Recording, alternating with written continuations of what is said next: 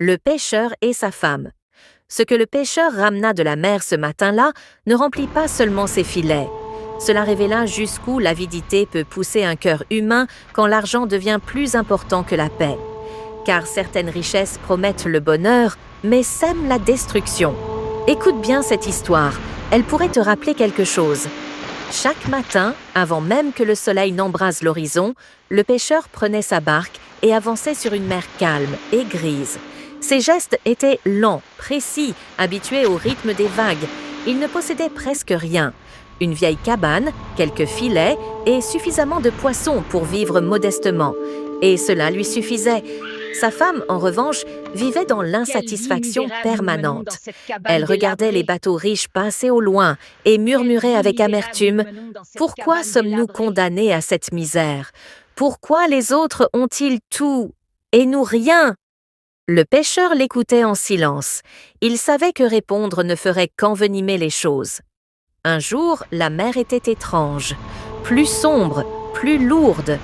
Le filet du pêcheur se tendit brusquement.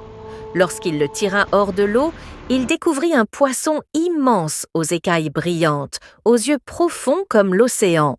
Et le poisson parla. « Pêcheur, ne me tue pas, je ne suis pas un poisson ordinaire. Je peux exaucer des vœux. » Le cœur battant, le pêcheur relâcha aussitôt le poisson. « Je ne veux rien, » dit-il, « retourne à la mer. » Mais ce geste allait bouleverser sa vie. Quand il raconta l'histoire à sa femme, son regard changea aussitôt. « Tu aurais dû demander quelque chose. »« Retourne à la mer, demande une vraie maison. » Hésitant, le pêcheur retourna au rivage. La mer était devenue verte et agitée. Il appela le poisson. Le vœu fut exaucé. À son retour, la cabane avait disparu. À sa place se dressait une belle maison solide. La femme sourit, mais ce sourire ne dura pas. Toujours plus, jamais assez, très vite, elle déclara « Une maison ne suffit pas, je veux plus de confort, je veux de l'argent. » Le pêcheur obéit. La mer devint bleue sombre.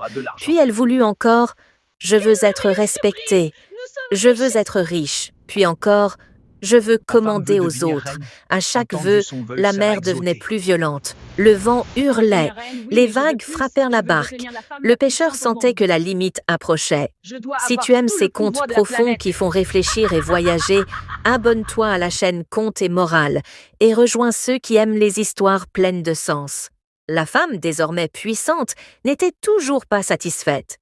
« Je veux être reine, » dit-elle. Le pêcheur tremblait en s'avançant vers la mer devenue noire et déchaînée. Le poisson apparut, silencieux. Le vœu fut exaucé, mais très vite la femme cria « Être reine ne suffit pas.